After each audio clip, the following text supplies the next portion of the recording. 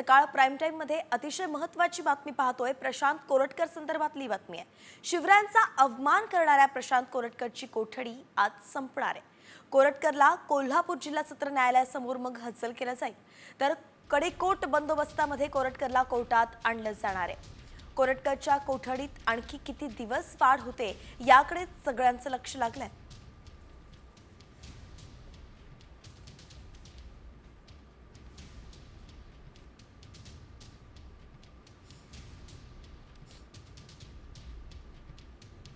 सकाळ prime time मध्ये अतिशय महत्त्वाची बातमी पाहतोय। प्रशांत कोरटकर संदर्भातली बातमी आहे।